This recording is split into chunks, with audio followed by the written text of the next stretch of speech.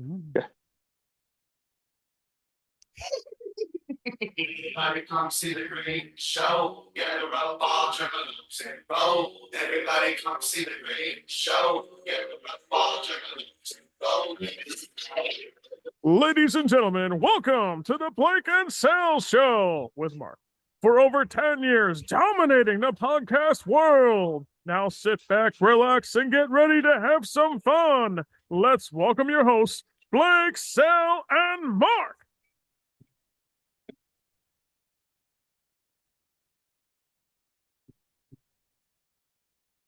What's the matter with the clothes I'm wearing? Can't you tell that your tie's too wide?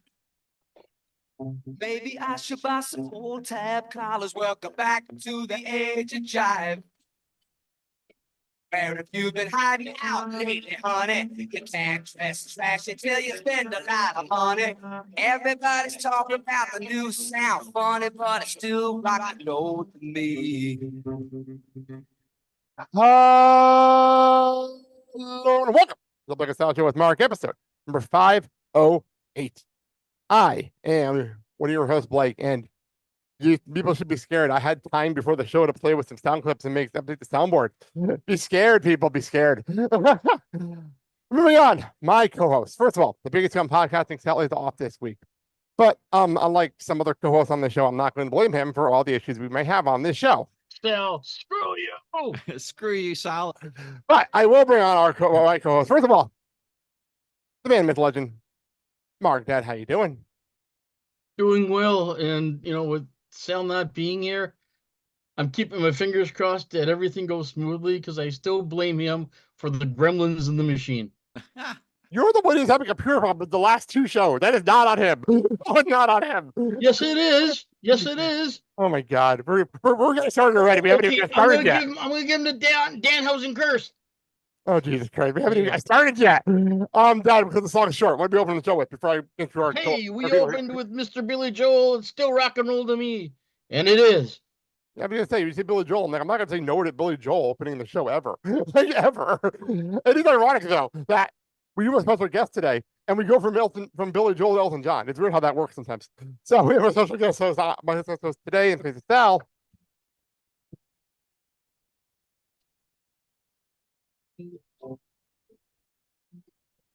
When are you gonna come down?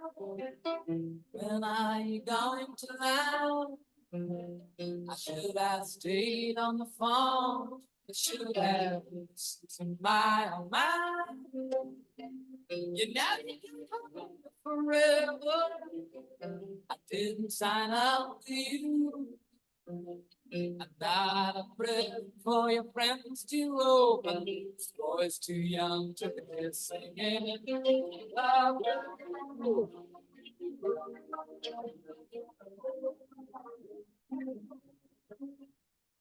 Let's bring on from that minute and the now recently completed Miami minutes, Cantina Turner themselves, John Parker. Welcome to the show. Hello. Thank you for having me, and thank you for pointing out we finished that show, because that's a very, very, very niche show, even more than Batman is. I know, at least Batman. He's like I say, Batman movies. I still did not have the Miami connection. I still got around to watching it. Well, a lot of people are the same, which is fine. When we chose to do it, we knew it would be a small audience, that one, and that's fine. So we do have a special guest on the line. He's only here for a little bit, and he's working so confused at what the hell's going on to open the show.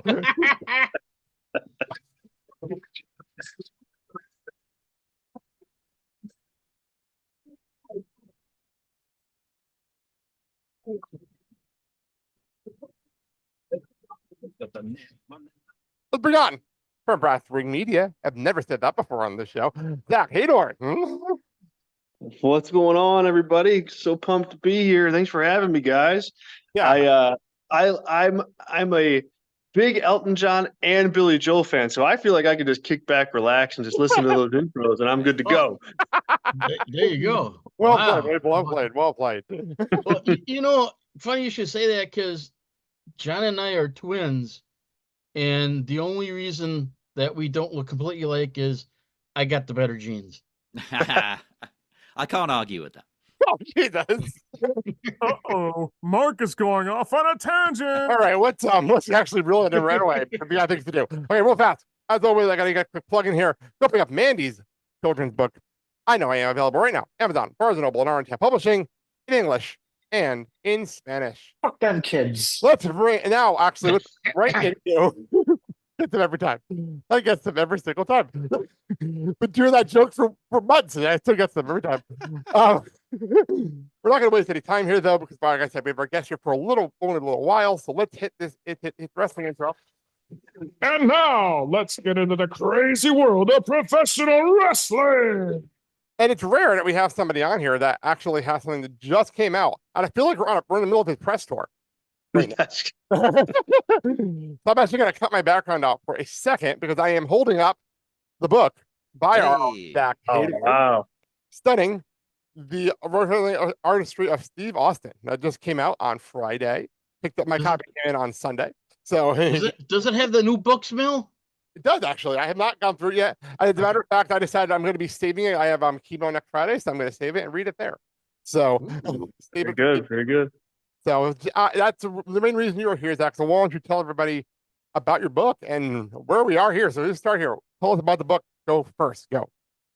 Well, thanks, man. I'm so glad you held that up there. It's cool to see it. It's cool to see it in the wild. But yeah, so that's my book. My first one ever. It's called "Stunning: The Wrestling Artistry of Steve Austin," and it is a what I've been calling like an in-ring biography of Austin's career. So we start this thing with his very first match, and we take it to his very last match at WrestleMania 38, and we're just talking about what happens in the ring, the art of what happens in the ring. How does he get his reactions? How does he get why is he doing what he's doing to get those reactions? And how we do that is we break it down his career by era. So we talk about Stunning Steve, we talk about the Hollywood Blondes, we talk about ECW Austin, the Ringmaster, early Stone Cold, the hot Stone Cold run, which is obviously like a major portion of the book, his heel run, and then the end of his career. We just take it from like an artistic point of view, an artistic scope. We're trying to dig into the what, why, and how he does what he does within the career that he had. And man, it was just so much fun to write, and I hope everybody has fun reading it. Hopefully you guys can check it out. It's available on Amazon right now. You can get a paperback copy like Blake has. You can also get a Kindle edition or other kind of editions there as well. It's quick turnaround on the books at the moment, which is pretty cool. Amazon is turning them out all very quickly within 2-3 days max, so you don't got to wait. And I hope you check it out. I think if you're a wrestling fan, whether you're a Steve Austin fan or not, we tried to write this, and I tried to write it from the perspective of anybody who likes wrestling can pick this up and kind of get like a next level course on what's happening in the ring. And this happens to just surround Austin's career. But if you're a wrestling fan, you will like this book. Also, I want to just call out the artwork. K. Thor Jensen did the artwork in the book. You can see it on the cover there. And Blake, you can attest to this as you flip through. It's full of original artwork, just of Steve Austin matches, sketchings, drawings. Thor does just an incredible job. There's over 100 pieces of independent original artwork in this book about and from Steve Austin matches. So that's something I'm really proud of too. And Thor did a great job and is worth picking up the book for just for that. In addition to all the written stuff, the artwork is really, really cool. So Amazon guys, right now, pick it up. I'd appreciate it. You're supporting me, the project, and also independent publishing, which is important too. No, it's funny, Zach. We've been knowing each other for a long time. We knew each other before the pandemic and everything else. I remember you announced the book during the pandemic. And I'm like, this is awesome. This is a great idea. That was 4 years ago. Oh, boy. You announced this book, and I'm like, wow, it's finally here. I'm happy to say it's here, but how come it took so long? I've been wondering that for a long time. Why did it take 4 years?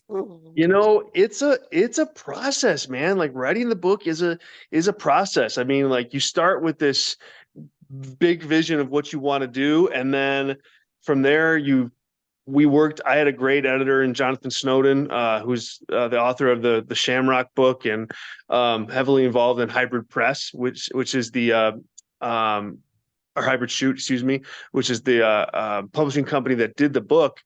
And the reason it took so long was like the writing of it itself took about 11 months. That was 11 months of time. Oh. But the editing was a very arduous process. The like laying out the book was an arduous process. We had to give Thor time to write or to draw all the artwork. That had to come kind of after the book was already done, and that was a process. And so, you just add that up, and it's all done independently. It's just that the three of us really like putting our heads together and making it happen. And all of a sudden, you just get to this time mark where you're like, holy moly, it's been 4 years and we're finally putting it out. So yeah, I mean, in a perfect world, that process is expedited, but it's a lot of work. And so there's good days with it, there's bad days with it, for sure. And it certainly was a good day on Friday when we got to put this thing out for everybody to get. What's funny here is Dad actually goes back way further than we do. He's the oldest one here. He goes all the way back to the beginning with Steve Austin. So I'm actually wondering if anything you wanted to ask. I know he goes way back to the beginning of this. My thing is the humble beginnings that he gets, Steve Williams Austin, which is amazing. Working as a dock worker, and someone says you should get into this, and you look into a wrestling school that was basically held by a gentleman, Chris Adams, and he tutors him, and he goes to the wrestling school, and then gets him in WCCW, and they have a program there that is phenomenal, but there's also some real life drama that plays into it, which I'm not sure if people are aware of. But when you cross the lines of sports entertainment, professional wrestling, and reality, sometimes they get to be a little blurred and jagged. But with this, it was kind of exciting. And at times when they went and had their matches, when you look at them, you really think that they were out for blood, and I think they were at times. Yes. By the way, not even intentional. They opened the book up and it literally opened it up to Chris Adams' page. Didn't even do it intentionally. It happened to open the book right there. we spend like I talk a lot about Chris Adams and Steve Austin in the book, in the first chapter, like right out of the gate. There's at least 2 matches that I go like heavy into, and then some other ones as well, because they just wrestled so many times down in Texas in the USWA. And Chris Adams, for all his flaws, saw something in Austin. And yes, I mean, I think it got a little real there, with their personal lives. But when you watch that feud, it is a hell of a feud. It is really, something that's fun to watch, number one, but it did good business for that territory at the time. And it really launched Steve Austin right out of the gate. I mean, right out of the gate, he's a rookie. He has a few matches, and then, within a less than a year, he's wrestling one of the top guys in that territory, and Chris Adams, and the guy who trained him. So, it says a lot. And that was a fun part of the book to write. I will say I had the most fun writing that part and the Hollywood Blondes chapters, just because I didn't know them as well. So it was really kind of fresh. Whereas like the Stone Cold stuff I've seen many times, and that was fun to write for a different reason. But this was like diving into like a new era of Steve Austin's career. And so, I'm glad you called out Chris Adams in that part, because it's a fun way to start the book. And I think it like gives a really good, when you pick it up and when you guys read it, it starts like, it's a really good like launching point for his career in a lot of reasons. And I won't give away everything, but that's a key kind of theme for the book that we get into. So good call out. I do like how you worded that, Zach, because I don't go that far back. So I'm actually really excited to actually learn stuff I don't know. Because like I purposely like do the history of wrestling books. Be like, I want to learn more. I want to learn more. That's why I like your podcast, Back at the Torch, where like you would break down stuff like this, where it's like, I want to learn the details. The actual bring it here, bring it to this show. That's what we do a lot of times. They bring up our little knowledge that we don't know about. I like that kind of stuff. The other thing too that is kind of exciting is when the Hollywood Blondes get formed, and people are just going to wonder, does Steve Austin and Brian Pillman click? I mean, do they have that, certain spark or charisma or that cohesiveness to make the team work? And you come to find out that, like with every team, you have his ups and downs, but I think they worked together to not only better the team, but to better the product that they were trying to promote. No question. One of the kind of the key components of the Hollywood Blondes section of the book is not just writing about the good matches that they had, but looking at how Austin's partnership and relationship with Brian Pillman gave Austin like some confidence to open up the personality a little bit, to open up and become a little bit more edgy, take a few chances. And he was able to do that. And he kind of had a safety net in Pillman to play off of. And, rightfully so, people talk about that ECW run, that short stint, that kind of like, okay, that's when he found Stone Cold. And that's true. Like, he found Stone Cold there. But you got to go back a little bit further to that Hollywood Blondes part of his career, because that's where he really starts to come out of his shell, like for the first time, and in a way that you can kind of see, all right, there's something there. And so I had fun like kind of analyzing that in the book, and it's definitely true. Pillman and him had a wonderful partnership, and Pillman doesn't probably get as much credit as he deserves for kind of helping Austin come along and find, a portion of his voice as a performer. And, when you watch, 50 Hollywood Blondes matches like I did, you see it happen in real time. I will tell you, we're running a long time. I know, Zach, but I have one more question I want to throw out there. I remember WrestleMania 38. You mentioned it, ended it with that. I remember watching WrestleMania 38, and I remember this book was coming out, and I'm like, oh shit. The book's coming out soon, and Austin just had a match. Austin just had a match. Little did you I know. need to know behind the scenes what the hell happened there. Like, what was going on in your brain? So the story is, I turned the book in what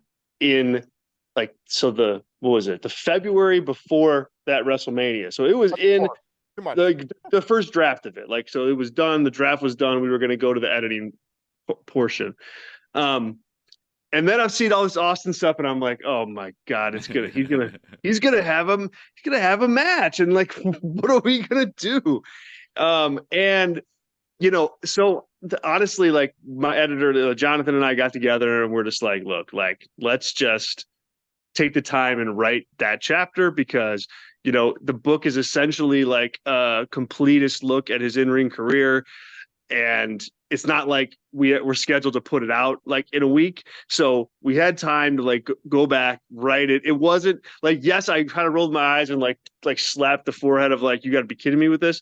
But in the end, it was the right call to hold off, get that chapter written, and kind of have a full completist look. So, oh man, yeah, I had to bring it up.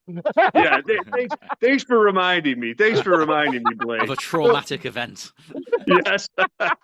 Everything that you have in the book, did Stone Cold have any type of input or selection as far as how he wanted things to be presented? Or was it all you? All me, completely independent. There were ideas early on in the process to try to see to get him involved, but it was clear right out of the gate that, like, just contractually from a like business standpoint, that he's not allowed to like participate in independent things like that out, without WWE involvement. And it just was going to get like too crazy that way. So yeah, so it's me, it's my look at his career. And I hope everybody enjoys it. You can pick it up now on Amazon. It's right there. Just search Stunning, title of the book, Stunning Wrestling Artistry of Steve Austin. It'll come up first. And, I'd love for you to leave a review. I'd love for you to let me know what you thought of it. It's really cool to have it out there, because for so long it's me and the computer, and I'm writing it, and that's it. And now finally, for the first time, people are able to read this thing, and I'm excited and grateful for everybody who's picked it up. And for those who haven't yet, I thank you in advance. There you go. Thank you, Zach, so much for coming on. I greatly appreciate it. Like I said, I'll let you know when I pick. I'm going to read it next week when I'm sitting and at chemo. I like 2.5 hours to kill. So I'm definitely bringing the book to read there. So Oh, I appreciate awesome, it. man. Appreciate coming on the show, and we'll have to get you on for a full show in the future. Yes, Have to get you on for a full show. sure, for sure. And thank you guys so much. Have a great rest of the show, and we'll see y'all later. Thanks. See you later. Bye. Thank you, Thank Zach. you. Have a great Bye, day. guys. You too. All right, that is that. All right, What, that was Zack what a great Heydorn. idea for a book. I didn't want to interrupt and leave him, but what a great idea, because we've all read like biographies before. Mhm. This is different. You know what's funny? It's funny. He just came out, and there's another book that came out recently. It's called "My Mets Bible" by Evan Roberts. He's a talk show host in New York. That is literally him. He actually he scores all the Mets games he goes to. He scores them all. He's done it since he was a teenager, and he was able to go through all of his score books and write a book based on his score books and all of the Amazing. papers as he was growing up. I have the audiobook in my auto. I'm actually started that. It's actually also really good, but this is also a really cool concept. Like I said, I'm going to read it next week. But that was, of course, Zack Heydorn studying the wrestling artistry of Steve Austin. Go pick it up on Amazon right now. He said it got to me quickly. It dropped on Friday. I had it on my deck on Saturday night. Like, Hey. So it would be safe to say that Zach is a big Stone Cold fan. he's Without- just a No, he really hates smart him. person. He's also an extremely smart person. And also, I forgot, I didn't even give him a chance because he got here before I had a chance to give him the plug. Go support him over at Brass Ring Media. He left. He used to be the assistant editor over at the Torch, and he left and started his own little upstart called Brass Ring Media. And they do a whole bunch of free thing. There's also a $4 Patreon here that I am a member of. You get a whole bunch of really good audio from. They're fantastic over there. Him and Tyler are great over there. So definitely go listen to them. And that's my segue, real fast. And do To before we get to AEW stuff, because the rest of the show is going to be AEW centric. This weekend, besides AEW Double or Nothing, is WWE King of the Ring, Queen of the Ring in Saudi Arabia. We don't usually preview Saudi Arabia shows in full. We really don't. But I do want to throw out there two things. First of all, if you want to hear a full preview, they did a 90-minute preview of this show over on Brass Ring Media. So go listen to that. 90-minute show on the free side of Brass Ring Media. They're doing that. And then Thursday, they're doing a full, like a couple of days before this show dropped on Thursday, they're doing a full show previewing Double or Nothing on the free side. So on the free side of things. So like, that shows up what they're doing over there. But I'm not plugging over there. But for us, Dad, real fast, King of the Ring, who's winning? The matchup so far is Gunther and the winner of Randy Orton and Tama Tonga. First of all, who's winning on Friday and who's winning King of the Ring, Dad? okay. On Friday, I'm picking Randy Orton to win. Oh my, unfortunately, I don't want him to be in here because I really wanted it to be Tonga versus Jay, but that didn't happen, obviously. So here we have Orton versus Gunther. You know, when you get into that mixed family cousins and whatever. I wanted the bloodline storyline to be reset, so I was hoping for it. You're gonna get your bloodline feud, but it's gonna be later than later on. Rock's currently filming 2 movies at once right now. So like currently. Oh, so is he gone again? He's currently doing. He's literally filming a movie and also doing voice acting for Moana 2 at the same time. Yeah. At the same time. I saw pictures on his Instagram yesterday. He's doing what was it? Mark Mirror UFC. Some UFC movie. UFC movie, and he's also doing Moana 2 at the same time. I guess he wants to do them at the in same time just so he can get back to. I know he's got so much going on. So and Queen of the Ring side. Did you think who's winning? Gunther? I got Gunther winning. It's gonna be close. I think Gunther. I think you gotta give it to Gunther.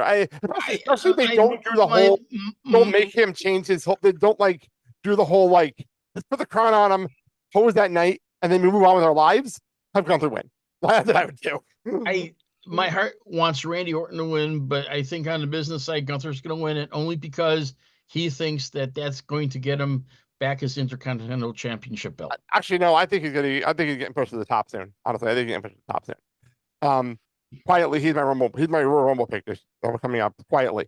So, one thing I will say though, someone's reminding me that Triple H back when he won King of the Ring, they wanted him to do the whole crown and scepter and all that kind of stuff back in the day, back in the 90s.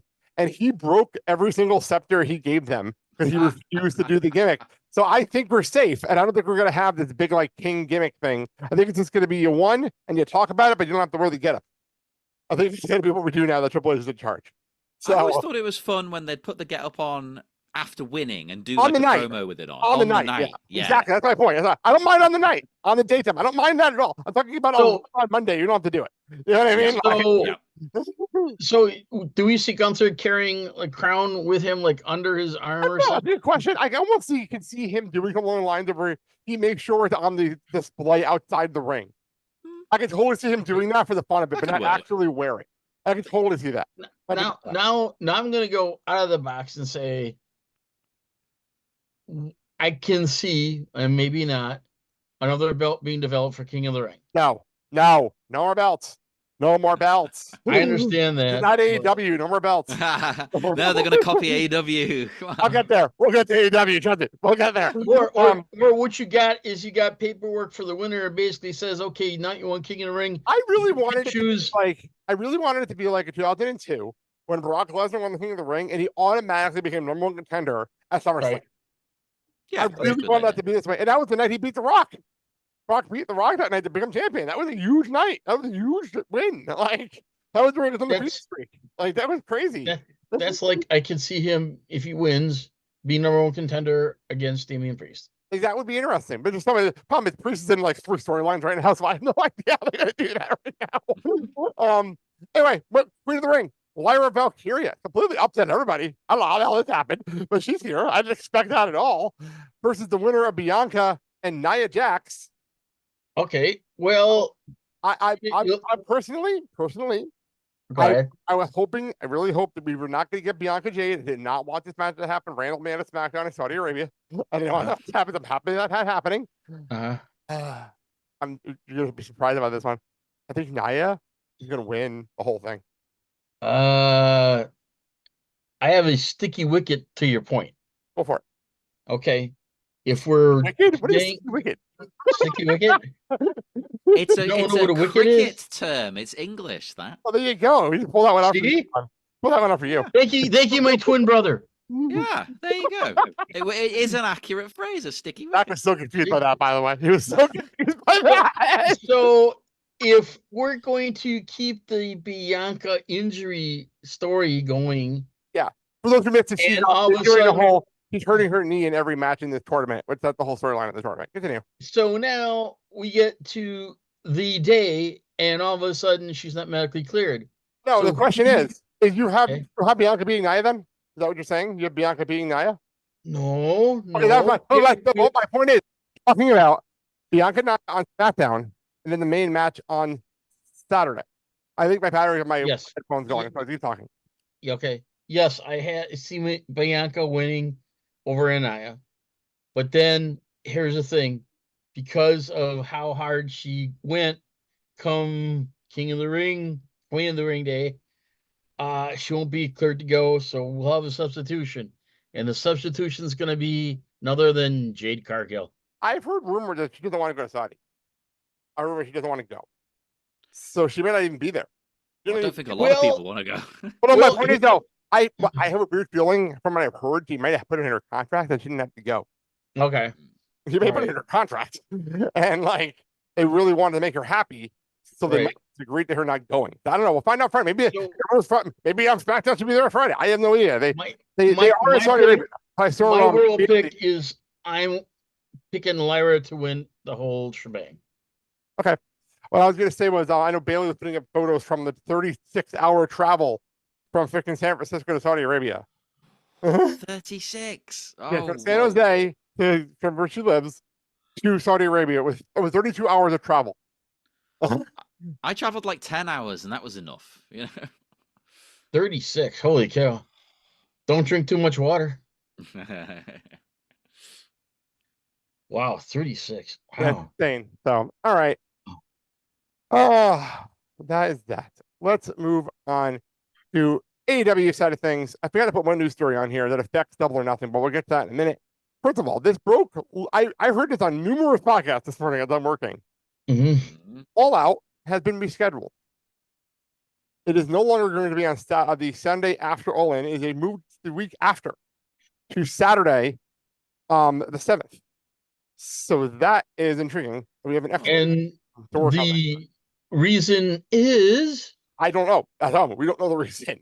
We just Okay. announced it. We just only I announced mean, it. I think I can guess the read, right? Because I've said on your podcast before, I like that they have All In and All Out really close together. Maybe because Right. I don't pay half as much as you for the pay-per-view. Exactly. You know? There So you I go. like it. It makes it like a fun little, like a seasonal thing. But I think the reason is they've took on board the feedback from people and let's at least delay it a week. Come on. Push it a little bit. Would you say they'd be breaking it into parts like, you know, All Out or are in part 1 and then No, next week would be I don't part even 2? like All Out being so close. I don't even like, not even to do with the money. I don't think they have enough time to book 2 pay-per-view back to back. I just don't think they have the time or the ability to do it. I just don't think they I have. think it's a fun thing because you don't get it any other time with anyone else. It's like a unique kind of. No, but Well, the actually, no, that's a the lie. problem is, GCW do that a lot. you should be doing that every week. That's what you should Yeah. format. That's different. That's different. But my whole thing with them, AEW, is that I just feel like they're doing too much as it is, and they're struggling to do what they're doing. Clearly not getting everything. I have a lot of thoughts on this pay-per-view. But Well, this So, is slightly better for you then. An extra week at least, you know. exactly. so would you say they're doing this in order to have, how can I say, less negative feedback? Because if you do everything on that one weekend, you're like overdosing people on Well, your but product. I'm looking forward to All In. Everyone is. I just don't. I didn't like the fact that back-to-back weekends personally. So I'm curious to see how they do it. I guess we'll be able to do it. I know that. I have to go into our schedule and fix things because we had everything planned out through freaking October, and now I have to go in and fix some things. But That's really why you're annoyed. no, because I was a bit annoyed anyway. You know that. I was annoyed they had pay-per-views. I haven't had annoyed pay-per-view schedule in general. I would say because of this gives opportunity for other people, other talent in their company to have matches. And That's what it is. you know, I mean that would be my guess, is you can't put too much wrestling on, and if you want to showcase the rest of your talent that is not on that one particular night, but then next week you have them on. So I mean, if you've got the abundance of talent, might as well do it. True. Agree. True. One other thing I forgot to put on here, it is the Eddie Kingston situation. I feel so bad for him. I really feel so bad for him. I feel awful, but at the same time, I mean, I don't know who's to blame. Have you seen the clip of how he I watched it got there? live. We watched the whole show. Yeah. Watched it live. We didn't watch live, but you know what I mean. I watched the show the next day, but I didn't watch the whole show. Because people know me. I mean, I'm going to a deathmatch tournament in a few weeks, you know, so I don't care about doing crazy things. But I don't see how that was going to end up any other way than injuring someone. What were they trying to do? Yeah, I didn't. It made any sense to me either. The bump that Eddie took, and you could tell that there's so much momentum and there's no way to stop except basically with your body, and that's what happened. But got to give credit where credit is due. The man is tough as nails and finished the match with the injury. Oh, that was the injury. That was the finish of the match. My impressive part is they did the post-match angle with the Bucks. Yeah. After tearing his fucking ACL and MCL. I'm like, how did you get in the ring? Like, how the hell did you get in the ring to do that? Like, I guess he just thought, like, look, I've got to just do this, and then I'm in the clear. Then we can get it fixed. We can look at what's going on down there. Plus the adrenaline, and you know, you've got all the boots are like strapping you down. Like maybe you didn't realize for like a little bit. The adrenaline kicked in and figured, I gotta do this. I gotta do this for the fans. I gotta do this to make sure everything is continuous with the storyline. So the guy, I'm sorry, but Eddie Kingston, the guy is a workhorse. If I have to say an AEW, he's one of the workhorses in AEW. Yeah, that's true. And it sucks. He officially missing All In, by the way. It's going to be out 9 months at least, at the minimum. At the minimum 9 months. But it's literally 3 different tears in his knee. Yeah. 3 different tears. Do we see ACL, MCL, and meniscus all tore, all of them. Do we see him coming to AEW to be a commentator for a while? Maybe. I mean, he was great. He was fantastic in Japan during the G1 last year. Oh, yeah. He was great last year. So I can't complain about that. No. So, all right, let's get to the show. We have Double or Nothing live from Las Vegas. at the MGM Grand because they couldn't do the T-Mobile Arena because nobody would go. So they're at the MGM Grand and they're making it up. They're saying it's 5-year anniversary back at the MGM Grand. I'm sorry, I've been calling this shit out for weeks. This is what they did. They're back at the MGM Grand because they knew they couldn't sell the T-Mobile Arena again, and now they can get away with, we're back at the place we started 5 years ago. Always look for a positive. I can't believe it's 5 years. I can't believe it's been 5 years, by the way. Is that what fast? It's been 5 years? No, that's wild. like even the whole pandemic. And there are people that would think that it wouldn't have lasted 5 years. John, we weren't even friends yet 5 years ago. Like, we weren't even friends. No. To me, it's like, oh yeah, it's the new company, right? The new one. 5 years later, it's crazy. So, no or nothing. This is on paper, this is a stacked card. I give him credit. Yeah. It's a very stacked card. Yes. Me and Andy were actually discussing this the other night. This is an extremely stacked pay-per-view. You leave this card alone right here. Okay, as always, I'm ready to pay-per-views. And it's probably the last time I have to say this because both of our shows will be on Thursday from now on. But because it is, we're recording this on a Wednesday. Anything they add on Dynamite, any 18 matches they add during Dynamite or Collision will not be part of this preview show right now. I only say it because there is one match at least that will be finalized during Dynamite tonight. Well, you know for a fact there's going to be about 5 more, as you say. At least on the pre-show. At least on the pre-show. Which is great. I love it. Why did they do a 90-minute pre-show, by the way? Why did they do a 90-minute pre-show? Yeah, to be honest, I think when they first started with the pre-shows and stuff, weren't they an hour? It went from a half hour to not like one match to an hour with 4 matches, and then they do 90 minutes. 30 minutes with no matches, an hour with matches. It makes no sense. I agree, totally right, because now it's longer. Yeah, I just fast forward everything not a match. The first half hour, the first I half don't hour want to watch all the previews. I don't want to watch them setting up the matches because I'm about to watch the matches, so I don't care. Well, the funny thing is, during the pre-show was the only time you can see the packages because they don't air them during the actual show. So the only reason why it's 90 minutes is they rehash everything as far as how do we get WWE does the same thing on their pre-shows, and they do it in 45 minutes. So and have more matches of course, sometimes. And of course, every 15 minutes you're gonna basically plug the new show, meal and a match. Oh my god, I'm looking forward to watching this, Bill. I do have to watch it. I think it's the first guest. I'm actually looking forward to that. But yeah, Renee is fine. I plan on watching. I plan on watching it. We haven't had a chance to, but I think we're gonna watch it tomorrow. But Renee is fine, but you gotta get rid of the dead weight there. YouTube show. It's what it is. It's a YouTube show. At the end of the day, it's what it is. I'm not going to make fun of them for doing a non-wrestling YouTube show. You know what I mean? Like, would you classify this as their version of 3-2 table or table of 3? Well, that's the South Side actually. Is that from South Side? See, we think alike. Yeah. Okay, let's get to the card. This is it's packed with a lot of strange things they've had on in the last couple of months to get here. But here we are. We start off with sure, why not? It is a straight up wrestling match, according to somebody who wanted this match, which is so stupid. Why did they do a freaking stipulation for this one? It is Trent Beretta versus Orange Cassidy. Sure, let's do this. I'm into it. And why not have a straight wrestling match? Because you expect them to have a stipulation, right? I know. So like, no, we're not doing that. I just don't care.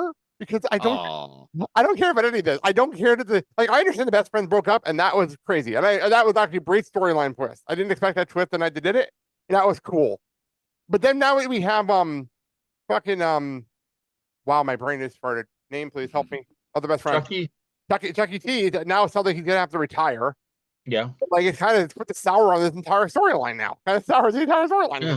He's not even gonna be out there to help OC. Maybe I'm gonna help him.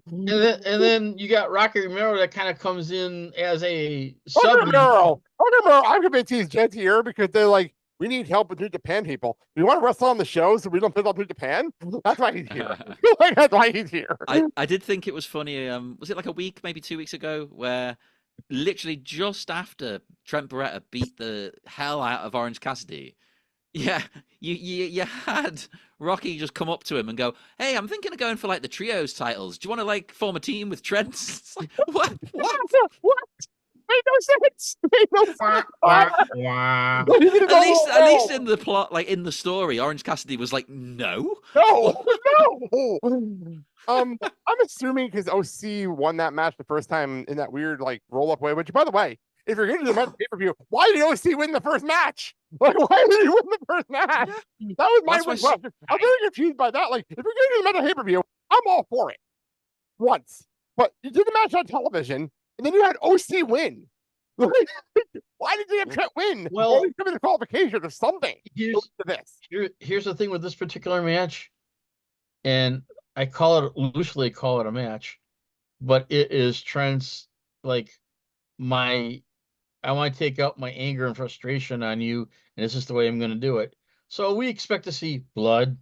We expect to see a lot of blood, and we expect to see blood on a cracker. Moves that may or may not go according to plan. And I think Trent's going to come out on top on this one.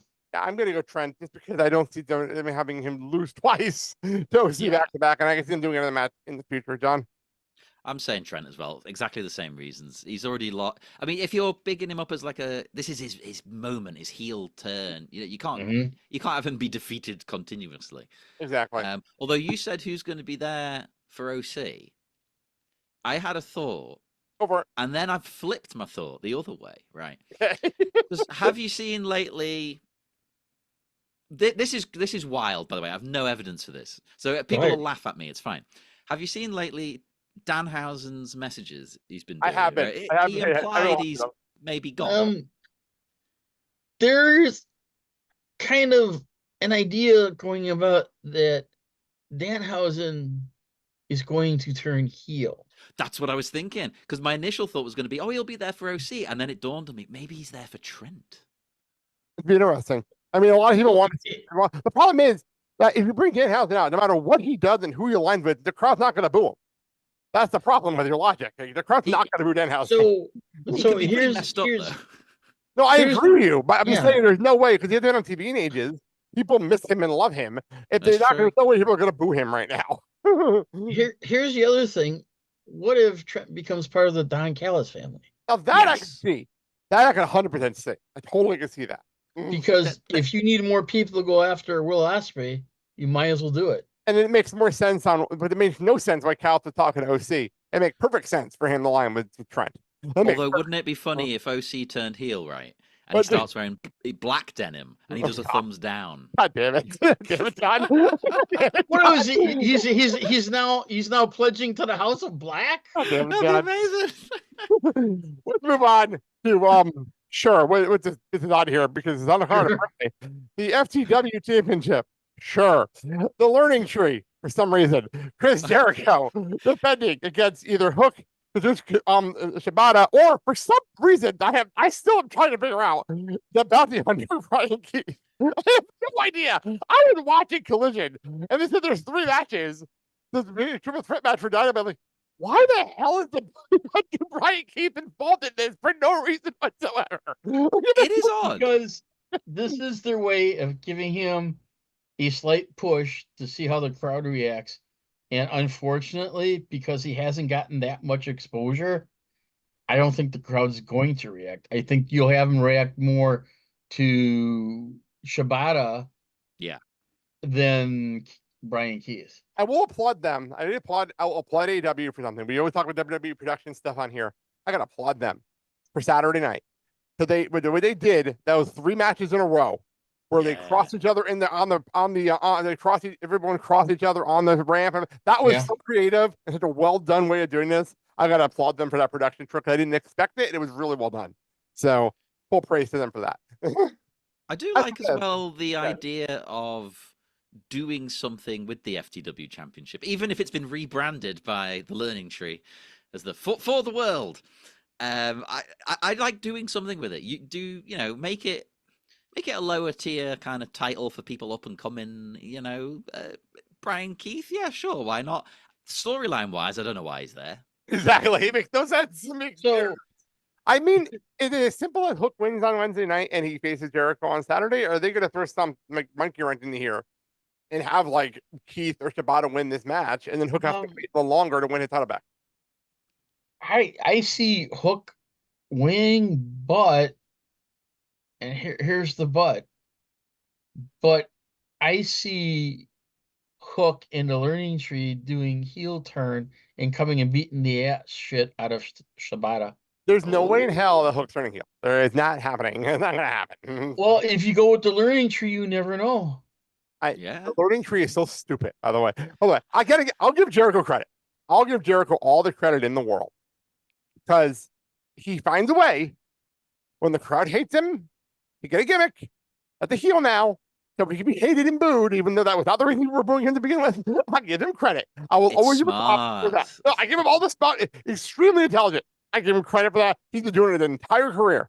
I give him so much props for it. Like he turned this. My favorite part was on Dynamite last week when the crowd started chanting. It was on Dynamite. Some wrestling. I forgot what show it was on. When the crowd started chanting, "Please retire," and he's like, "But if I retire, but I'm not ready to. But you're not ready to see me retire my retirement speech yet." No, I will not retire. I'm like, well done. I applaud you for that one. That was well done. That's what I love about it. It's like Drew McIntyre counting the what chants on fucking Raw. Like that was so well done. I have to give credit to Jericho for basically reinventing himself again. To how long this is going to last, I have no clue. Well, you got Big Bill, and I think Big Bill is more the bodyguard than a protege. And I think you'd probably want to get more talent under your learning tree umbrella, and maybe, just maybe, for the world, take on the New Elite. No, I don't see it happening. I don't see it happening. But interesting. I'm gonna throw out something though. I just had a thought just now. I would laugh so hard if Hook wins back the title at All In 2 years in a row. That would make me laugh so damn hard that happened again. Okay, Hook wins, but now because he wants to be under the learning tree, do you see him giving the title back to Chris Jericho? He's not on fucking Kill Switch. Like, yeah, that didn't work really for Kill Switch, did it? So, the only reason it worked was Christian Cage. It's the only reason it works. What about if Brian Keith's there? This is another wacky out there one. What if he's there to join the learning tree? I love the fact that this is a thing you're talking about legitimately. Well, why else is he there? I mean, as you said, he needs more people to be in the faction. There's only 2 of them. It's very funny. It's very, very funny. I also don't understand why Ricky Starks isn't with them when he's complaining that. Well, he's not complaining, but he's mentioning he's not on TV. It's like he said that too. He said that too. Okay, funny part about that Ricky Starks. I want to move on to the next match, but talk about Ricky Starks. The funny part about that was everyone making a big deal of the interview on a podcast, right? Recently, he said that to us at T2E2. He only said that to us. And the only reason we don't have audio proof is because I don't record during meet and greets. So I don't ever record during meet and greets. So like, the only reason we don't have audio proof at first is because I don't. Because they don't want us to record during meet and greets. So I don't do it. So, I mean, he even said, "Hey, I'm not injured. I don't see why I'm exactly." He told us that. That's the funny part about the interview. He told us that directly. So now you got people going, "Well, is he going to stay with the AEW, or is he going to jump ship, or are they going to have another program for him?" Who knows? He doesn't even know. I know. Okay, let's move on. I don't think he's lying either when he says that. I don't think so either. All right, AEW International Championship. Yay, Roderick Strong defending against Ospreay. I have zero problem with this match. I think this match is going to be fantastic. Great. I think the match is going to be great. I think this is useless, and I have no idea what Ospreay is fighting for this title. That's my issue. It has nothing to do with the match. I think the match is going to be great. Why the blue hell is Ospreay running for literally the lowest tier title that is not the AEW Championship? Because the AEW Championship is not even a real title. Because if he wins the championship, that pushes a wedge between him and Don Callis. The belt really matters as it is. I'll defend it. No, I'll defend it, right? Because the thing is, I think they want to A, probably give him a belt, B, lift the status of the title, and C, he can't go for the world title yet because then people would complain that they've taken it off Swerve too fast. True. So it's a way of like legitimizing him a little bit without compromising the main event, because everybody goes, well, why isn't such and such in the main event? You see this, there can only be so many people in the title picture. You can't have everyone or every favorite of yours in the title picture at the same time. That doesn't work. No, would you say winning this particular title the International Championship. Would this be a stepping stone to the TNT title, or would this be a stepping stone to the IWGP, or what? I mean, what would be the next level? That's a tough one, right? Because that's the one problem with these belts. They haven't really solidified their standing, their position, their point, right? Like what's the point in it when you've got the other one as well? You've got the Continental one. I still think they should merge the two, unify the two, get rid of one. But I think what they're looking for, and I know that Ospreay is going to win, is Ospreay will defend it more. Ospreay will take on all comers, which means that someone in Don Callis' family is going to have to step up to get the title away from Will Ospreay. Now, who's it going to be? Is it going to be Kyle Fletcher? Is it going to be someone else? Is it going to be Kaneshka? I mean, I think that's what would be set up, that type of program, is to see who Don's going to send after him. Now, supposedly, Jeff Cobb is coming in to take the bounty and trying to take out Will Ospreay. Let's see if Jeff Cobb is going to be able to do the job or not, or if they're going to send in other people besides him. I forgot all about Jeff Cobb coming in. That's exciting. Yeah, I do really like him. But at the same time, do they need more people coming in? You know, they've got plenty as it is.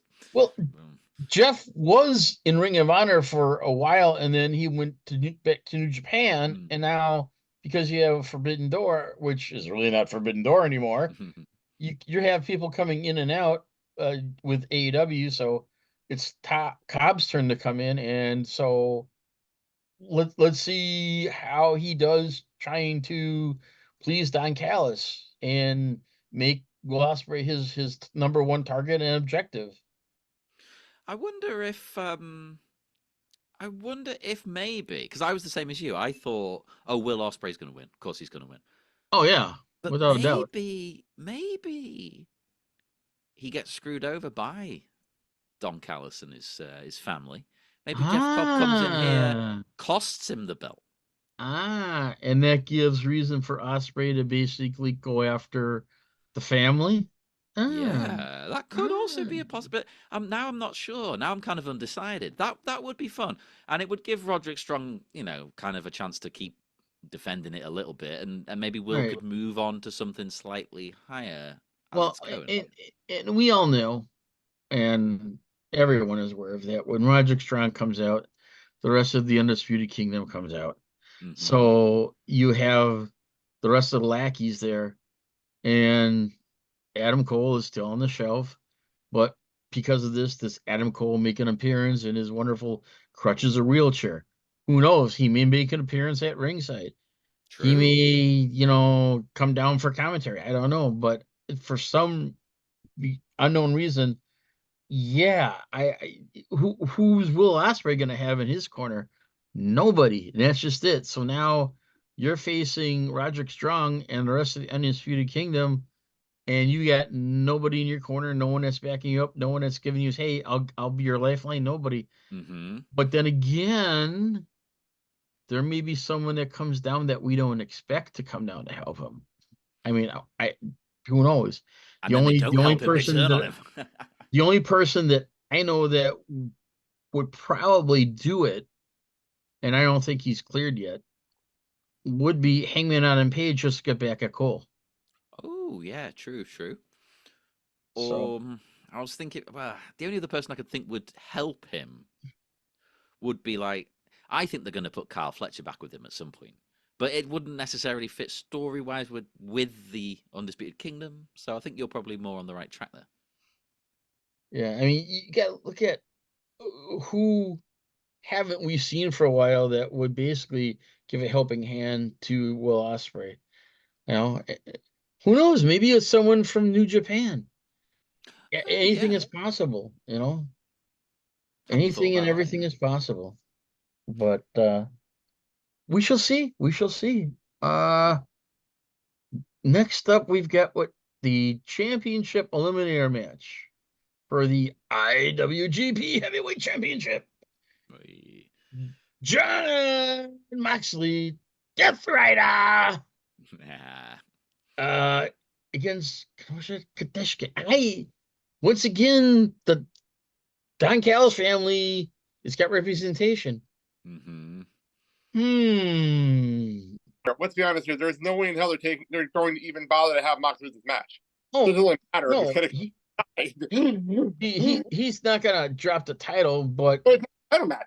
Title match. Well, my point is though, there's no way New Japan's going to agree to freaking Mox losing right now, especially when he's headlining Dominion in 2 weeks. That's what's weird about this match in general, though. It's like, well, why? I mean, on paper, great. These two, brilliant. It'll be really good. But why is it on a pay-per-view if it's an eliminator match and he's probably not going to be able to lose? No, I had a friend of mine ask me the exact same question, and I'm like, I have zero clue. No idea. It doesn't make any sense to me at all. It's odd. Do you think that this particular match is more of an emphasis on injuring Moxley rather than winning? Oh, okay, yeah. It does make sense. I mean, because when he goes into Dominion and he's hurt, he's going to have more of a difficult time retaining the belt. But you know who's facing at Dominion, right? Who's the opponent? Joey's facing at Dominion? Sorry, you cut off. I couldn't quite hear. Dominion? I do.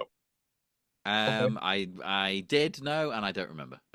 Evil. He's fucking facing Evil. Oh, of course. I should have known. It's always my lord, nobody Evil. wants him there. Really, I just long in this lifetime that we have to deal with fucking Evil versus Moxley. Him and Evil, the lesser of two evils. No pun intended. I've yet to meet anyone. I've yet to speak to anyone who's really into Evil. Listen, in 2 weeks, I'm going to be sitting down with Rich Pan in 2 weeks to talk about this show. Rich Pan loves Evil, and even he can't stand this character. My thing would New Japan want to put it in Evil's hands and see what he does with it. Because you know what? When they did it the last time, it was a fucking failure, and literally people stopped watching New Japan. Well, this time he's a little bit different, so I don't know. No, it's not. It's just worse. 4 years later, it's worse. Everybody just complains about Evil online whenever you go on any New Japan thing. It's like, oh my god, it's Evil again. New Japan thing or my living room? Which one is it? I can honestly tell you that I don't give a single solitary shit. All right. Well, there you go. Ever. So, are we all on agreement that Mr. Moxley is victorious? Better be. I can't see any way he's not, unless Evil comes out and costs him the match, and then. But I don't know. But then Moxley would have to defend it against Takeshita. So wondering, do you hate me? Like, I'm curious. It could happen. It could. Would you say the Don Callis family has reaches into New Japan? Yeah. He's more than willing to, get in mercenaries and whatnot. Well, I guess my own actions. What did I do to deserve this? Well, there you go. Let's move on. Moving right along. We have an AEW TBS Championship match. It is Bill Nightingale taking on Mercedes Moné. Why? Before I throw it to Dad, I know how much he loves Mercedes Moné. Bullshit. That's right, Cup. Sorry. Before we get to that, I have to say something first. My gut feeling, I really badly want Will to win this match. I know Mercedes is going to win. I know she's going to win. I'm not stupid. But I hate the fact that Mercedes is going to win this title and ruin Willow's momentum right now. Willow was red hot with the crowd. That was one of the hottest reactions of the entire fucking show on Wednesday, was Willow's promo. And they're going to take that all away for Mercedes. And I hate the fact that they're going to do that. It bothers me. It's stupid as fucking hell. And I'll throw it to John. Go ahead. I I mean, I like her, but my experience of her is purely it was NXT and then Japan. I have nothing in between, so I have no reason to hate her that other people do. Yeah, I didn't say I hate her, but I just don't want her winning the belt on her first fucking night, on her first fucking show. I think it would be sort of. It's a tough one. I understand why they would do it for the name value and stuff, but it also sets a bad precedent to, just you come in, you win a belt. That's never good for any company to do. I think if they're going to give her the win, I think she goes full heel because she in that contract signing she was basically a heel, and like everyone loved it when she got slammed through the table. That was great. So I think she goes full heel and she wins it. She does something like so horrifically violent that everyone's shocked that she's done this to Willow. That kind of a thing might work. So I mean, yeah, I assume she's going to win. But I think they might make it work story wise. Make her super aggressive and horrible, evil person who's injured Willow. Okay, Daddy, take it. Oh boy, where do I start with this mess? Willow. I see myself in you, and I love me.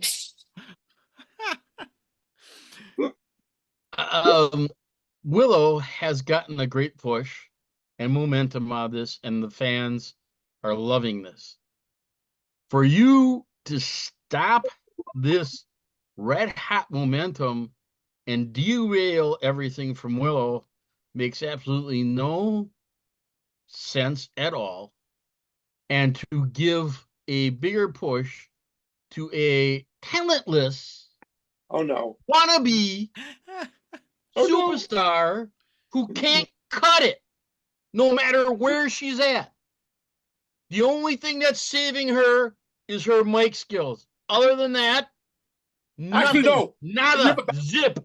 No, Daddy, you have it backwards. She's awful on the mic. She's terrible on the mic. I thought she was pretty bad on the mic. In fact, you know what? Since she joined, I haven't hated her, but I haven't cared. Right? I've been like, oh, okay. That contract signing was the first time at least there was something going on and she had something to say.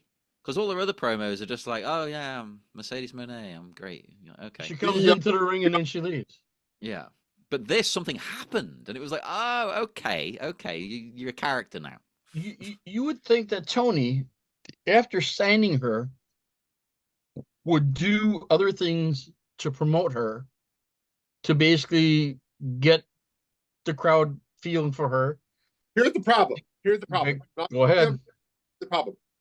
I honestly think that TK thought she was a babyface. And she's not. No. WWE, because John, you asked, you said you didn't see anything past NXT.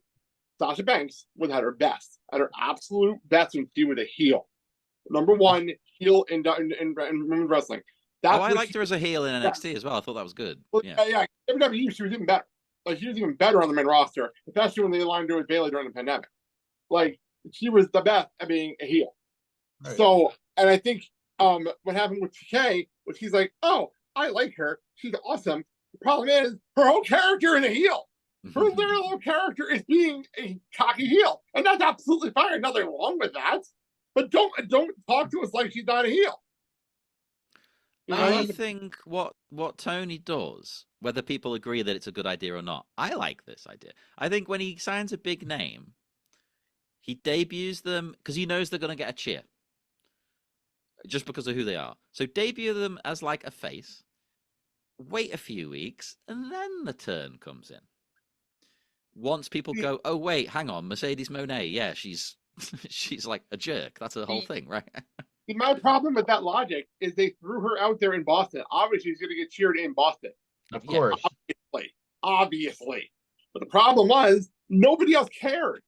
That's the problem. They thought people were going to give her shit. Nobody cared. And I know people are going to shit all over me. And you know what? I will be just as ridiculous. I will make this fucking clip this week. Because I know I'm going to get shit on it from the fucking Mercedes fucking people out there. Like, how dare you talk shit about her? How dare you? But you know what? He is not that great that she deserves all this hoopla. No. And the thing is, She's no Julia.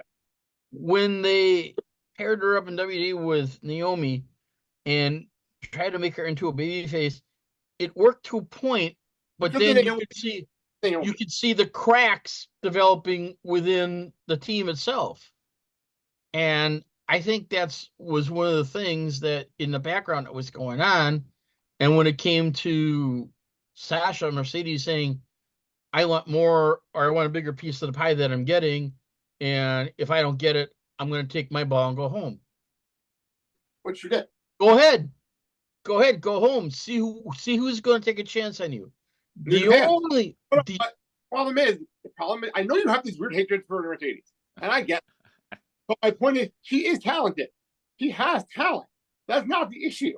The issue is not that. The issue is the fact that people are so hung up on her being the goddess that she isn't this big. She's not CM Punk coming back from WWE, coming back to wrestling after 8 years. Right. She's not. She's fucking Mercedes Moné, who was injured for the last year because she stepped wrong in a match against Willow and then blamed Willow in storyline for it. That is what happened. Yep. So, I mean, when we get to this, and Willow makes no bones about it that she beat her for the title, which, is what it is.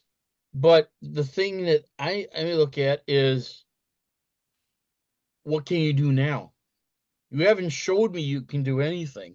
You haven't showed me that, Matt, you can, I mean, you can take a bump pretty good on a table. That's what you showed me. Yeah. But, I mean, and we all know, and it's no secret, and you can try to sugarcoat it any way you want, that she's using Tony to go back into the WWE, and it's just a matter of time before you see her as Sasha Banks in WWE. So basically, she hops around until she gets the best offer she can, but she's not worth the money. I'm sorry. She's not. I mean, if you're trying to compare her to another female superstar that would be worth something, I would probably say you'd have to go to a point where, is she like a Beth Phoenix? Is she a Bailey? Is she a Charlotte? No, she's not there. She's not at that point and not at that level. So therefore, why take someone back that can't be at that level, can't put fans in the seat, can't sell merchandise, can't do a promo? Hey, stop again. You hate her. Oh, why? You and fucking Sal getting these weird tunnel vision when you hate somebody, and I don't know why. But my whole point is that Sasha's always been a merchandise mover. Everyone knows this. She always has been. You're giving me a look, but you don't follow the shit like I do. You don't follow shit like I do. You don't, and that's the truth. I follow this stuff. You don't. She's always been a merchandise mover. Always. That's never the issue. That goes back to my point. And they're going to attack us for our views in this fucking match. That's my point. But our whole thing is it's not even about that. It's about the fact that I don't understand why to come in fucking February, and now here we are in fucking May, finally get to have her first match and win a fucking title. Makes no sense. None of it makes any sense. What about this then? Because we're all agreed that she's probably going to win. What if Statlander turns heel and helps the win for Mercedes? That might make it a bit softer of a blow for you. Ooh! I just saw something else. What if Willow aligns herself with Julia Hart? That would be interesting because that's been such a delay, because you could have done that months ago. So if you really wanted to have Monet as a face, then you turn Willow heel and align yourself with Julia Hart. Here's the problem. With Elijah.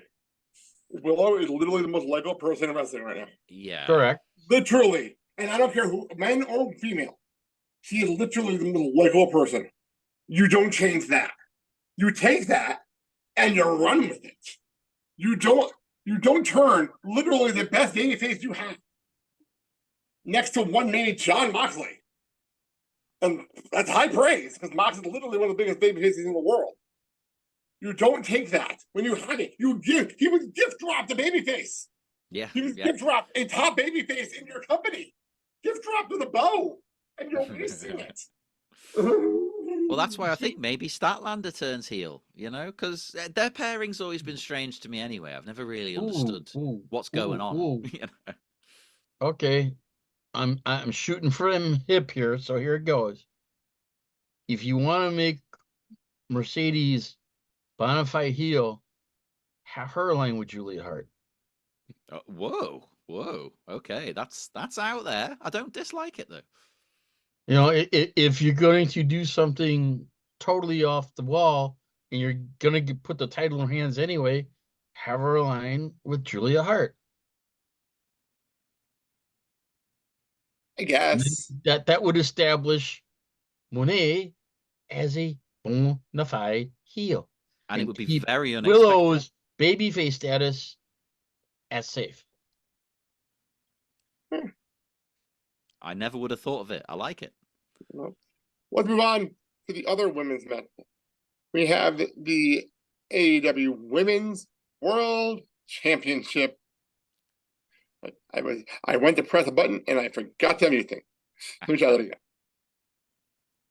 I see myself in you, and I love me.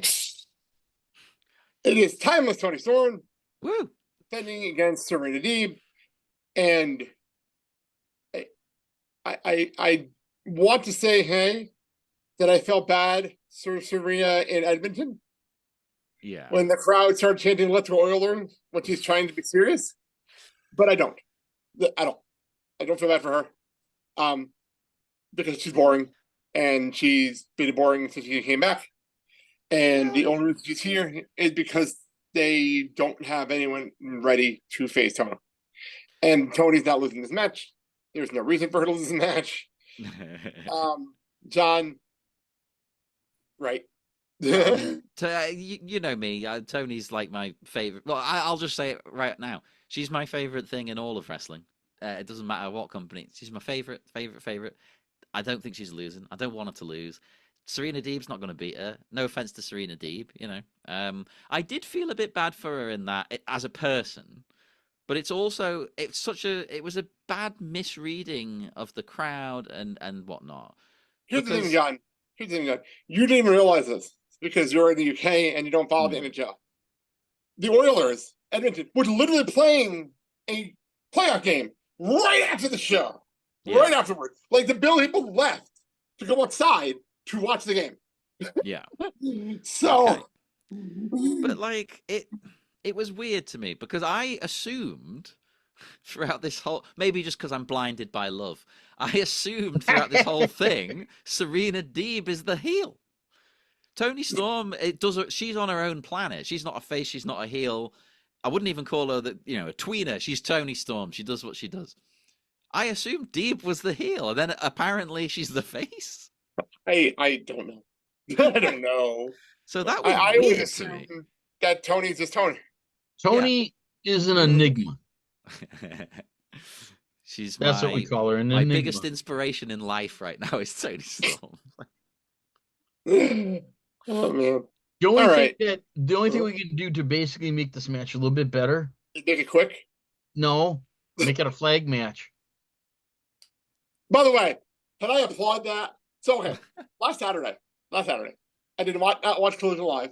It was Mandy's birthday, and we were at the prom. We were at prom at a bar we go to, and we were waiting for everything to get started. And it was pretty much a bar, but that was a barcade. So we're walking around playing games, and for some reason, on two of the TVs were pro wrestling.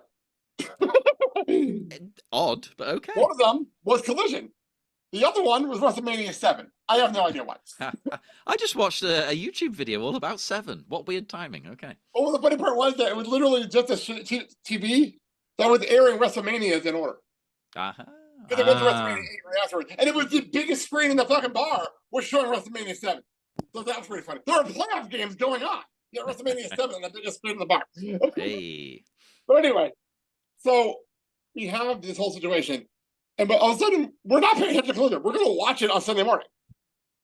We're looking at the screen just as Tony Storm comes out and Luther has the flag.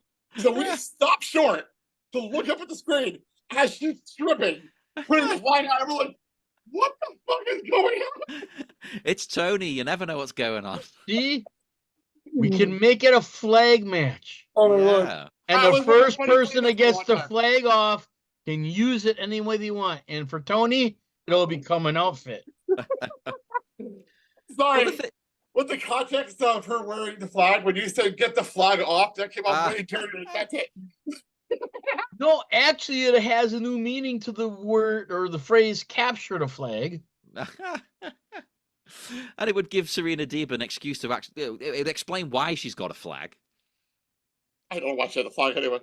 I don't know where the flag came from all of a sudden. It was the chances. All of a sudden, she had it the whole time. This is like the chances of Serena coming out on top on this one is not very good, and I know, and I know, you know, she's promoting her wrestling school and everything else, and I think that's why there's a big push for this. And I think she knows that she's probably not going to be wrestling any, you know, for any length of time. So I had a match with the championship, for the belt, for the title. I did my best. I didn't win, but yeah, I'm promoting my school. That's what matters, really. It better be a real school. It'll be a good match. Like they're gonna have. It's gonna be a great contest, even if nobody cares about the story. You know. Hey, I don't know if I don't know if that's a good question, but I don't know if her training school is legit or not. I haven't actually looked it up. I don't know if it is or, you know. I think it is, isn't it? I mean, if it is, probably I'm using the phone that I usually use for searching stuff to do the show right now, so I can't look it up myself. Wait, hang on, let me. Yeah, I'll have a look too. But yeah, I think at this point we all know where we stand on this one. Okay, let's move on.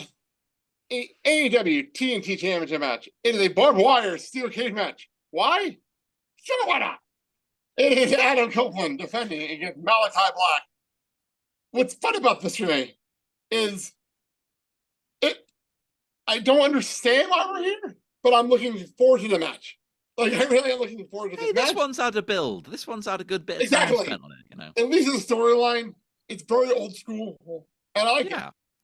But what's funny to me is apparently people must have missed when Copeland challenged Black to this match because people were very confused during Dynamite when Malachi Black's like, I'm going to face you in a barbed wire steel cage match when Copeland challenged him to it. Yeah. Over the challenge. So that's funny to me. That made me laugh.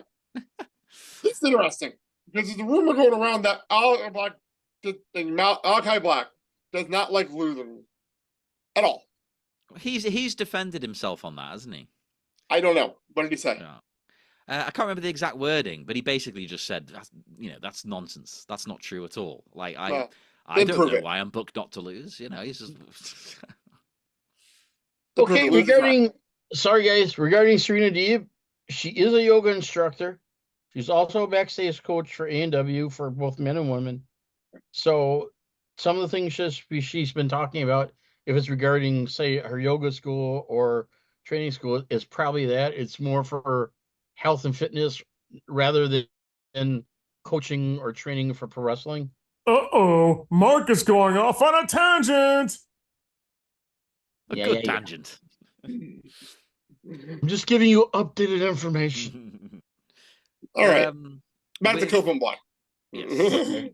Now, I know I've predicted about 5,000 heel turns already today. Really? I'm going to do another one. I think this is the pay-per-view of the heel.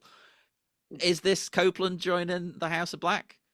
They keep teasing it. They keep teasing him going evil and whatnot. I think what's interesting to me is I don't know if that was the point.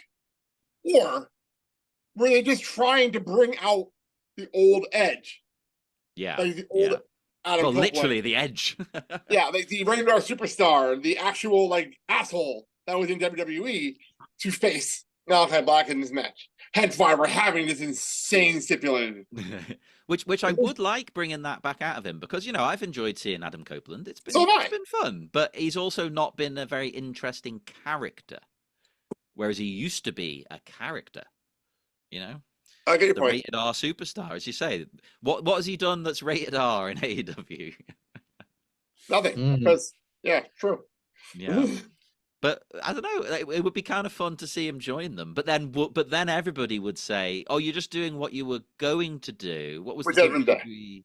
Judgment Day. You're just trying to redo that." So people would complain either way, I suppose. Yeah, I don't really want Copeland to change. Just be Adam Copeland. Be the person you've been being. I like Adam Copeland. I love that. Everyone knows this. It's not bullshit. I talk about hit wrestlers all the time. Everyone knows this. You know, but I guess I'm in the sense where I just have Copeland retain, be a badass, destroy Malachi Black, destroy the House of Black, do whatever you got to do, and then move on. Make it a simple little storybook we had for the last 2 months on Collision up to here. That's all you got to do. Simple storyline. Sometimes you just got to be simple and basic, and this is a perfect way of doing it. I think the TNT Championship's better when the stories are short and quick. Yeah, like a TV title. That's what it should be. As we've exactly. That's exactly what this feels like. Exactly what the whole storyline feels like. Dad, where do you stand? I know this is gonna sound punny, but here's the thing. I think the wrestler Adam Copeland has lost his edge being Adam Copeland, and you need to have that more aggressive, darker, edgier version of him come out. And this match will do it. And I think that's what fans are waiting for, is the other shoe to drop. This is the time to do it. You want Adam a little bit more edgier, you're going to get him a whole lot more edgier. You're going to get him a whole lot more aggressive. You're going to get him a whole lot meaner. You know, you're going to get what he's afraid of being. And unfortunately, this is the match that's going to change it, where be careful what you wish for. You may just get it. Well, guess what? You're going to get it. He's going to turn into a vampire again. What? And then Gangrel's gonna come out. Is that it? Hell yeah! Why not? So Copeland retaining. I see Adam keeping the belt. I see Malachi getting his licks in, but not enough that he's going to beat Adam. All right, let's move on. Anarchy in the Arena. It is the new elite, the AEW Continental Champion Kazuchika Okada, the Scapegoat Jack Perry, and the AEW World Tag Team Champions, the Young Bucks, Matthew and Nicholas Jackson. Make sure I clarify that. Versus Team AEW, FTR, Cashville, Death Harwood, Bryan Danielson, and the Cyborg, Darby Allin. The unkillable Darby Allin. I'm going to say this right now. How is this man able to walk? How is he walking? He got hit by a bus. He fucking breaks his foot. That means he can't climb Everest. And then he gets hit by a bus. I don't know if you heard this part of the story. I don't know if you heard part of the bus story. He's in New York City. Gets hit by a bus. And then still attends the Broadway show he was going to. That's insane. That's what he's on another plane of we existence. sure? Are we sure that Mr. Darby Allin isn't part vampire? Well, that's why he says Cyborg. Maybe he teams up with Cyborg the new is something Adam Copeland. different. I know that, but my point is there's no way he's human. That is ridiculous. And not only is he coming back for a match, but he's coming back for a match that he could get injured again during. Correct. During the attack. Concussion on Dynamite. I think Darby's here to basically get a pound of flesh out of the Young Bucks. Yay. I will This say would be great, though. I always love these matches. I think they're a lot of fun. There is no way the Elite loses this match. There's No, no way. they have to win, right? You know what? I would say until they got Darby, I would probably say, yeah, there's a good chance that the Elite's not going to lose. However, and this is a big however, now that you've got Darby Allin, I think you can't afford Team AEW to lose this one. You can. No. You can't. I mean, you got to look at it as how much time does Bryan Danielson have with AEW? What does that matter? Why does he have this match then? If he has so much time left, only has so much time left, he shouldn't be doing this match. He should be a singles match. Well, I think he's doing it basically the kind of, as he puts it, save the company. You know, no, I think the principles that AEW first came to found. I want that AEW back, not the current one. I want the other AEW back. I can honestly tell you that I don't give a single solitary shit. Well, too damn bad. No, I'm with you though. I think the Elite have to. To me, they have to win because it would seem to, unless they've got something up their sleeve, it would stop the story dead. Exactly. It'd be like, oh, so they can be beaten then, unless it somehow makes them go crazier. That could be part of it, maybe. I have the exact same look. Like they can't lose their first real match at the faction. Yeah, they can't. And they're facing a team who aren't actually a faction. Exactly. So they can lose, and it's fine. It's like, oh well, we're not really a team. Precisely. Okay, so now with Team Elite, is Jack Perry the weak link of the team? No, absolutely not. I think he's actually perfect for this team. If they don't want Team AEW to lose clean, I can see them bringing out someone like Hangman to align with the Elite. He's a return heel, and technically he was suspended from the Elite, not fired. And you can also use a lot of that Kenny Omega sent him in thinking he was going to help Team AEW, and he ended up just aligning with the Elite. I like that. So it all had the storyline reason.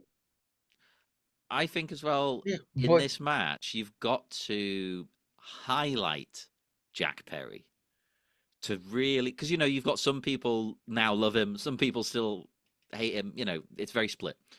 I think highlight him, show him in the best possible light to both delight his fans and annoy his haters all at once. Like have him beat Darby Allin? Maybe. Doing something wild and crazy with glass.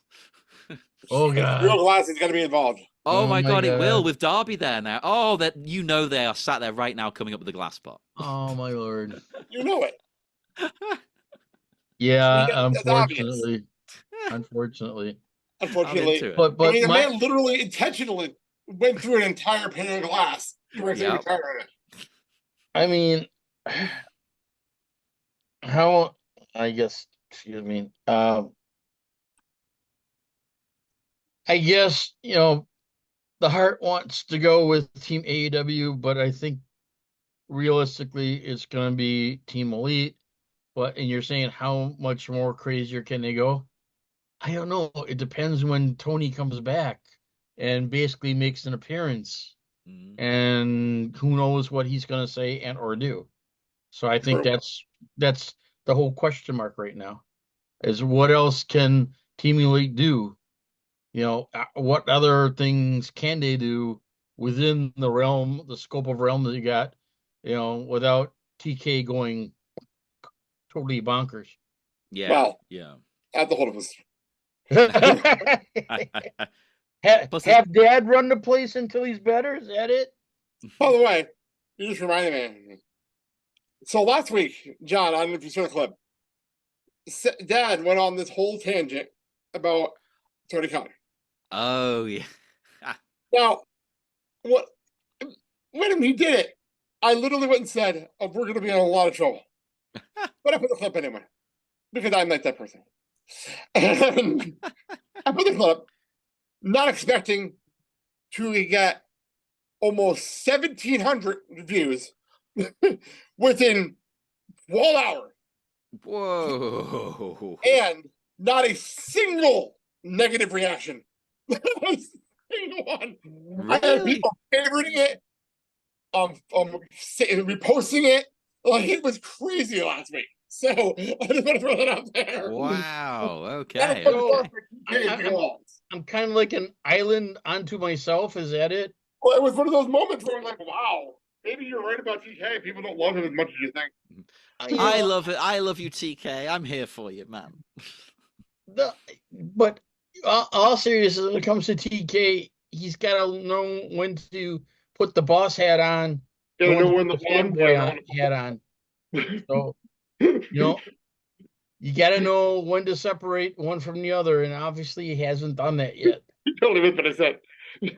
No, go ahead. I said you got to know when to hold him. You got to know when to fold him. That's what she said. Oh my God. Hey, where's Christian Wayne? Need him now. That's cool. Because Christian's gonna say, "Fold these nuts." Yeah, okay. Anyway, let's get to the main event. It is the AEW World Heavyweight Championship. It is Swerve Strickland taking on Christian Cage, or everyone's dad, whichever one looks at. He's not my dad. So yesterday, I'm getting ready for bed, and I'm on Instagram, skimming through things. And you know, there's a picture of Dusty and Cody sitting on the stairs. That's been all over the place lately. Yeah. Well, then the second picture is Cody sitting by himself. Yeah. Well, then somebody edited Christian Cage into that photo. Oh my God. Perfect. Actually, Cody wasn't actually. That last night. The belt was next to him in that other shot. I know, but they edited it out and put Christian Cage there instead. Oh my God. Funny. I'm sure Cody was laughing hysterically. Very good joke. The Christian stuff, it's still not got old. It's great. I love it. For him to come up with patriarchy, wow, I don't know where the hell he pulled that out of his hat. It's fantastic.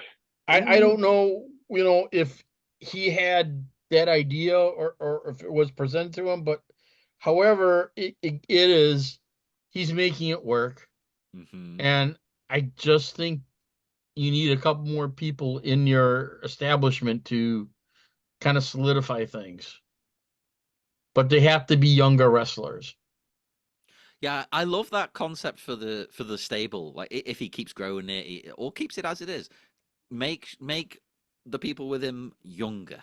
That's kind of part of the whole point of him being a father. Yeah, like exactly. Like Daniel Garcia. That would work. Something like that, yeah. Well, Daniel Garcia have a dead parent? That's crucial to the whole. Well, then again, does Kill Switch? I don't know. We don't know. We don't know. We don't know yet. Well, he's a dinosaur. All of his family are dead, so you know. I think you look at Kill Switch as the big brother you never want. I still feel kind of, as much as I'm saying I love this whole thing, I still feel bad for Kill Switch. He had that pointless title run, and then what's he done since? I do. I mean, if you look at it as, Luchasaurus and him and Jack Perry, they had this wonderful charisma going on that people just loved, and then now he's Kill Switch, and who would have ever guessed that Luchasaurus would have been the Marty Bajeti of the team? Wow. Ooh, you went there, that one. Holy cow. I hope he does something soon, you got to have him do something in order to establish himself in the group. Yeah. So you need him to do something, and I don't know what you'd want him to do. Maybe do something against his quote unquote adopted father's wishes to get him pissed off. No. Well, that's how you do it. Can't go against father. Like, have him cost the match. Like, he's wrestling Swerve. What better way basically to go against your father than basically, when I told you to stand back, you didn't stand back, and Oh, okay. They're the exact same story. I know you're not watching, John, but they're doing a similar story with Chad Gable and Otis right now. So, well, you know what? Why not do it again? That could work. But I like that. But at the same time, Well, I feel like Swerve has to win quite decisively. I agree. For his first big challenge, Right. especially because, and I say this with all love, they've not been focusing on him enough as the champion. He always seems like second fiddle, you know? Well, I agree with you. Well, now that he doesn't have his Mogul embassy and he's kind of like an island unto himself, I mean, if something happens, who's going to pop up to be by his side? Oh, I just got it. It just came to me. Oh. Hangman Page. Oh. Someone that you would never expect to align with Swerve. Yeah. And I kind of see Hangman aligning with the Elite, and then like the next pay-per-view is headlined by Hangman versus Swerve because the Bucks put in the match. There you go. I like both ideas, to be honest. But I mean, for the time being, he aligns himself and helps Swerve, but he's doing it under the guise of the new Elite is telling him this is what he needs to do. True. Combined everything. Yep. It's very funny. Oh, none of us even bothered with the whole fact that obviously Swerve's winning. They all were like, "Yeah, obviously." Which is with the next part of the story. Swerve. I mean, if you put all this emphasis on having the title and how the importance of it, why would you now take it away and put it on Christian? It doesn't make sense to do that. Oh no, I'm not saying it's gonna be hunted, but it's just funny how we all just jumped right to what's next. It's very funny to me. Just because, okay. If you want to say we assume Swerve's gonna win, yeah. If you want to say that, assume. Yeah, it's just funny to me. That's all. It made me laugh. For Christian to win, no. It doesn't work. It's a great first, title defense. Like, it is big title defense. Christian, cool, fantastic. But yeah, this whole card is amazing, as we talked about. But I feel like a lot of the matches seem obvious, so I think there might be a couple of curveballs that we haven't, figured out. The only thing wrong with having Christian win the title would be if Adam Copeland wants it, and now basically it's like title versus title, and we've done that where Christian puts roadblocks in front of him, like, okay, you got beat Nick. I know, but I don't want to see that again. Nobody wants to see it again. No, I don't, and that's the whole thing. That's why you can't put the belt on Christian. But why does Christian have to be involved with Adam Copeland at all again? We all moved on. I know. I don't want to. Look at him enough of the bat. Because if Christian would win the title by, but why would it matter? Why would Copeland carry? He has his own belt. Well, no, but I'm saying if you put the title on Christian, who would be the number one contender to defend against him? For a rematch? Yeah, for rematch, yes. But why would it? But why are you thinking that far ahead? Like, there's no reason for that. I'm just saying that's why it doesn't work to put the belt on Christian. Fair enough. Well, that is Double or Nothing. We're going to wrap things up here. For those listening, and what the hell is going on over here? My soundboard died. My soundboard died. Completely died, and I'm currently ordering a new one. So I completely died. Done. So that's why my audio quality and the entire show audio quality went weird, like halfway through the show. So I'm very happy that the Zack Heydorn thing did get recorded properly. So I'm very happy that happened. But the rest of the show is all weird because my soundboard died. So you just gotta plug it in and recharge? No, it's dead. It's dead? It's dead. I'm buying a new soundboard. That's what you're doing as soon as we hang up. I was actually currently shopping for it during the last match. As long as you don't get it from Temu, you're fine. I don't believe in Temu. So, there you go. Thank you very much. Don't do it. Kyle. Don't let the prices fool you. The minute you get the stuff in, it's good for crap. Well, before I do that, before I actually hit that, I didn't hit that up, did I? I wanted to do the outro, and I forgot to put that in here. I was so excited to get Zack on here that I forgot to put this in here because Sal's not here. So let's do this. Okay. For more information on our show, including where you can find us on social media or watch the show on YouTube, go to theblakeandsaleshow.com. Don't forget to comment or leave a rating and review, and we will read it on the show. All right. So we're going to close. And John, this one I've been saving for a show you're on. Oh. This is from Geek Friday Night. Ah. And this is a song called Making It Weird. Hell and the reason I'm playing it today is because we are in the middle of the series finale of Geek Friday. So this might be the only opportunity I'm going to have a chance to play this on the show. So yeah. We're gonna close it with Making It Weird from Geek Friday Night. So, guys, say your thing. Hey, as always, it's been your pleasure. And if you happen to have a local wrestling independent organization where you live at, please patronize people, because these are young men and women coming up in the world of professional wrestling, and they want to show you what they can do as far as their character, their moves, their finisher, their promo, the whole enchilada, so they can get and take that big brass ring that comes from another major wrestling organization and go there. And if you go to these matches, please be kind to each other. We only got one world. We only got each other. If we're not kind to each other, what do we got? We got nothing. So here, be kind to each other. By the way, and be nice. It's not that bad. Not that difficult. I can honestly tell you. Trust me. That Oh, okay, here we go.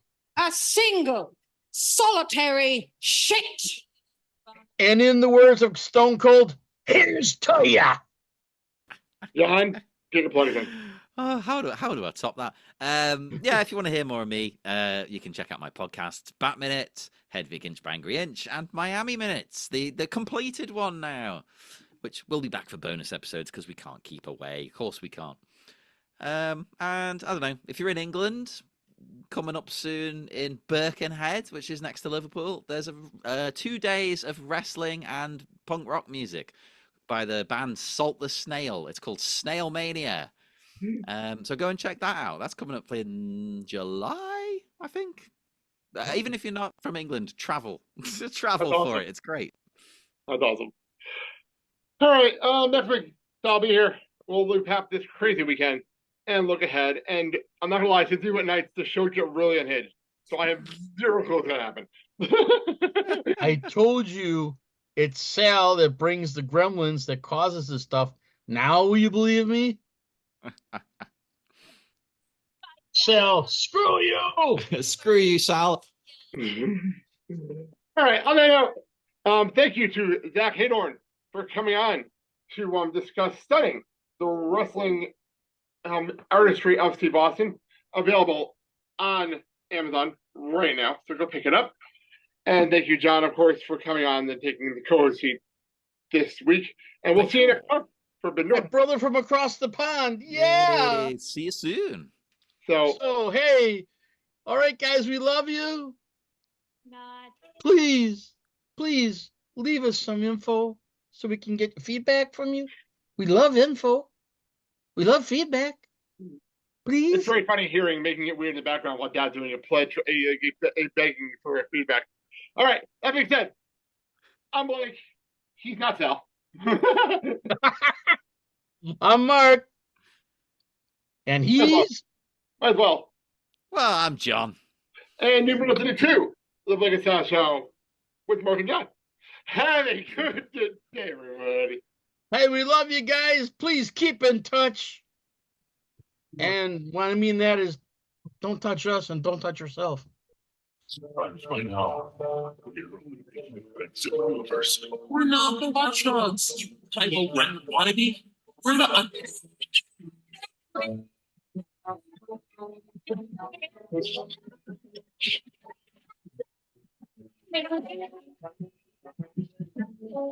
Yeah, he's damaged, but I know how to fix him.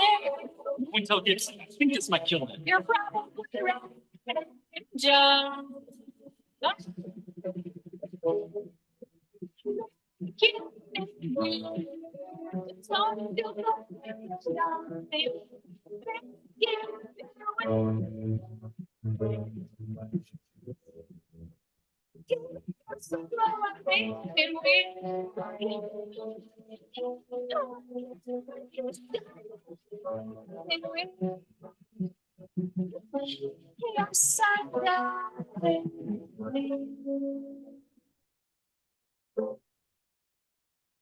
Making it. Thank you so very much, Goodbye. Mwah, and good night. Bye-bye, bitch. Courtney Rollins. I'm sorry.